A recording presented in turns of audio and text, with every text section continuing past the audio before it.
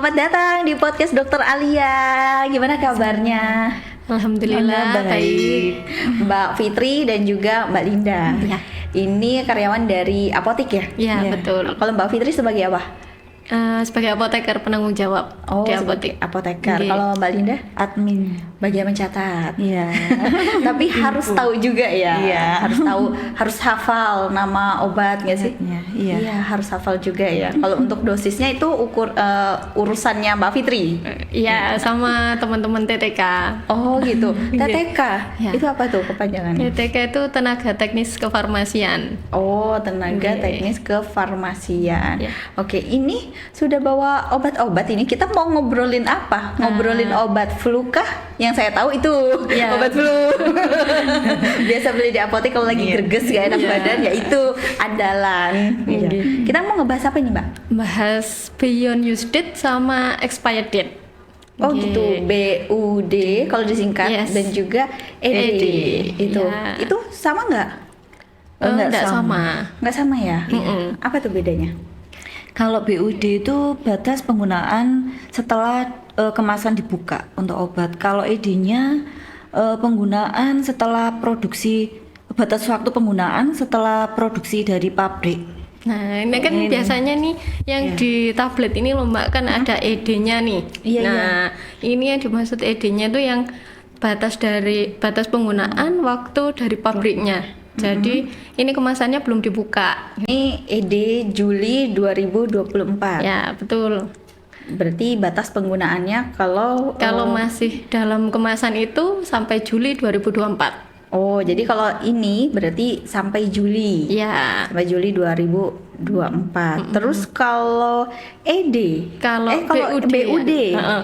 Kalau BUD itu kan beyond use date. Nah, kalau sudah dibuka nih dari kemasan, kalau ini kan dibuka nanti biasanya itu ada racikannya gitu ya Mbak.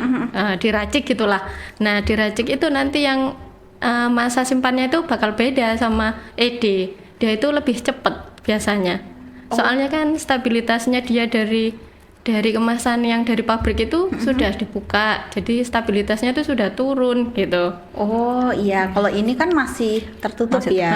Jadi kalau masih sampai tahun depan pun juga Bisa. bisa Iya, gitu bisa. ya.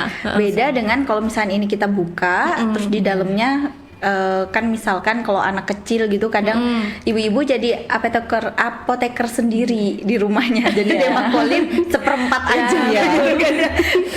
Terus atau setengah aja. Nah gitu otomatis kan kita masukin lagi, Sisanya. kita lipat-lipat. Iya. Nah, itu baru termasuk BUD.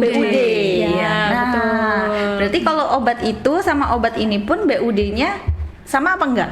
Nah, nantinya enggak sama Nggak sih. sama. Nah, nanti kan ada yang ini nih, ada yang diracik, ada dibuka, ada yang diracik ya. Terus ada juga sediaan obat sirup, salep, itu juga beda nanti. Oh, jadi batasnya. setiap obat itu Beda-beda. Betul. Beda. Ya, kalau misalkan ini deh bocorannya Demakolin ya kayak yang tadi itu, kalau misalkan anak-anak kita pakai separuh, kalau si pagi diminumin, terus kemudian kita masukin lagi di situ, Untuk- kita lipat-lipat untuk Untuk siang, nanti siang, ya. atau malam gitu boleh nggak? Boleh. Oh, Iya. masih boleh ya, masih boleh. Biasanya berapa lama tuh bolehnya? Kalau gini, kalau ada yang racikan ya Racikan. Mbak, nanti kan ada yang diracik sendiri atau ada dua macam obat tuh yang dijadikan satu. Lah itu nanti kita lihat dulu. Kalau itu kan ED-nya Juli 2024 ya. Nah ini kan Juni 2026. Nanti kalau di dalam racikan itu ada dua obat, kita ambil salah satu ED yang dekat dulu. Terus 25%-nya kita hitung. Jadi kan dari hari ini 1 tahun ya ke Juni 2024. Iya. Nah, nanti 25% dari Juni itu kan ada 3 bulan tuh. 25% dari 12 bulan. Iya. Nah, jadi nanti masa simpannya puyer itu 3 bulan aja gitu. Oh iya. Jadi kalau misalkan kita dapat obat puyer atau kalau misalkan dewasa itu kan di kapsul, di kapsul. Iya. Nah, Iya. kalau di kapsul itu berarti mungkin bisa lah 3 bulan, 3 bulan, tiga iya. bulan gitu ya. Tapi kan biasanya nggak dikasih tahu ini BUD-nya itu Berapa lama? Nah, itu harusnya sih tanya waktu kan kita ke apotek nih, kan di sana pasti ada apotekernya tuh. Nah, pas kita diserahkan obatnya kita bisa tanya, ini bisa dipakai berapa lama ya Mbak gitu. Nanti pasti dijelasin. Oh iya, nah itu biasanya yang jarang dilakukan karena kan kita nggak tahu ya, karena kita kan nggak tahu masalah ED atau BUD.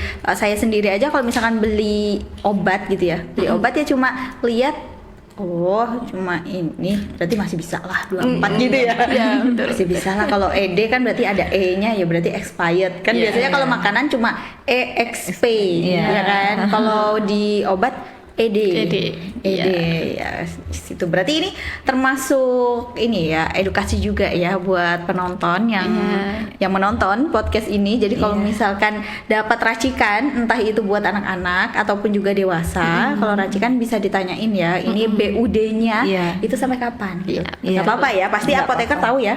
Insya Allah tahu. Apalagi untuk apotekernya dari Bu Dokter sama Pak Dokter. Jadi kalau pasti ada racikan ya kalau misalkan dari resep-resepnya Dokter Alia dan juga Dokter Utomo. Kebanyakan. Iya. Gitu. Kapsul juga, sirup. Oh, sirup. Oh, sirup juga. Itu juga ada. Kadang itu ada tablet nih, satu tablet dihancurkan ke dalam sediaan sirup. Jadi dijadikan satu sama sirup. Nah, itu masa simpannya sama 1 sampai 3 bulan lah.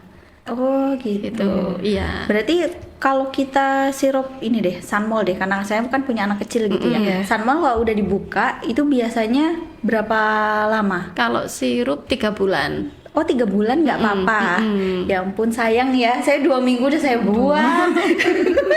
Takut ya. Takut. Soalnya nggak tahu ya, kan kita kan nggak tahu ini tuh udah basi atau belum atau gimana gitu ya.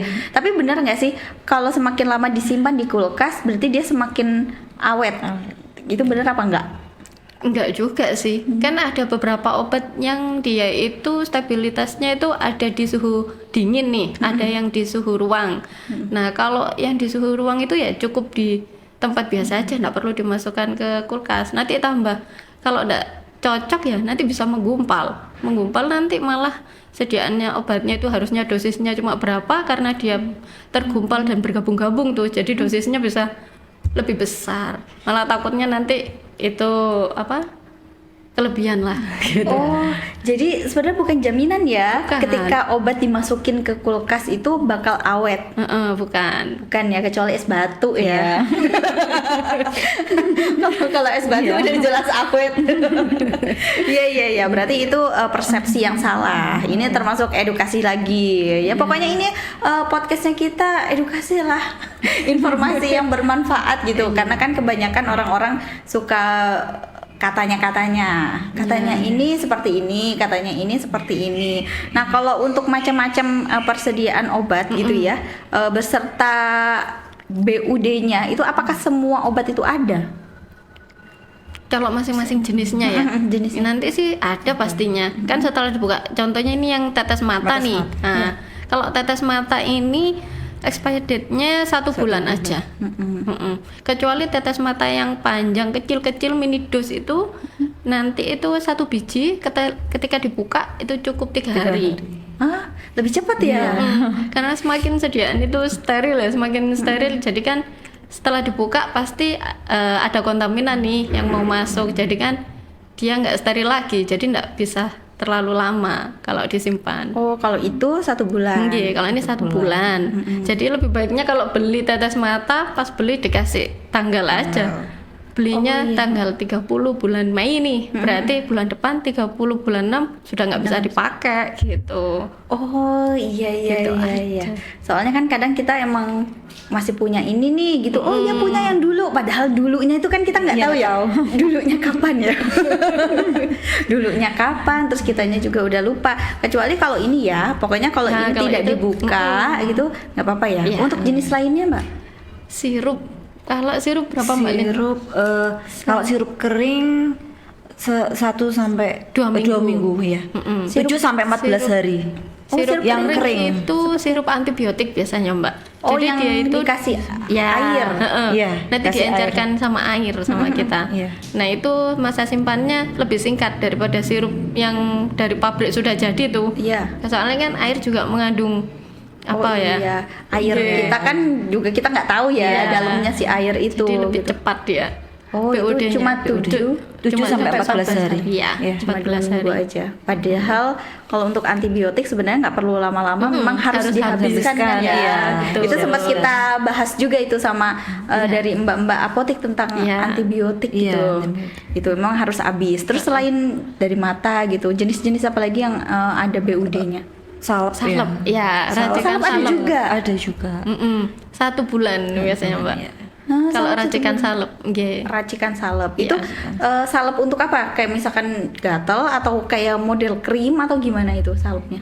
Pokoknya salep yang udah dibuka tuh dari kemasan tubnya terus diracik diracik. itu ditaruh di pot salep gitu. Ya itu masa 1 berlakunya bulan. 1 bulan. Oh, lebih singkat juga sih Iya. ya. Kalau tadi kan obat-obatan bisa 3 3 bulan. 3 bulan. Kalau misalkan dilihat dari ini ya, kalau racikan si dokter misalnya kita berobatnya sekarang, berarti kita 3 bulan lagi. Kalau udah misalkan sakit lagi, bisa kita minum lagi Bisa. boleh gitu ya. Sebelum 3 bulan. Itu tadi salep, terus kemudian itu obat mata, terus sama ini. Ada lagi nggak untuk jenis lainnya? Gel sama ya, Gel sama, salep ya. Oh, sama gel sama sama. salep. Ada ya obat berupa gel. Ada itu Ada. Thrombopop gel. Oh, Dia itu gel, kemasannya seperti salep, tub tapi konsistensinya gel. Gitu. Oh iya sih, yang buat benjol. Ya, Iya. betul. Pengalaman anak-anak jatuh terus kemudian itu Iya, terus ya itu trombopop Trombopop, itu iya. iya. Jadi belinya itu memang Iya. berupa gel, berarti cuma 1 bulan ya? 1 Iya, bulan, 1 iya. bulan. 1 bulan. Oke, padahal agak mahal ya trombopop ya. Agak mahal. Terus dipakainya kan cuma benjol doang. Iya. Ya kali anak kita mau dibenjolin terus. Kan enggak juga ya. Oke, itu gel, sirup, salep itu 1 bulan. 1 bulan. Kecuali kalau untuk antibiotik yang biasa dikasih air itu cuma 7 sampai 7 sampai 14 hari Betul, aja ya.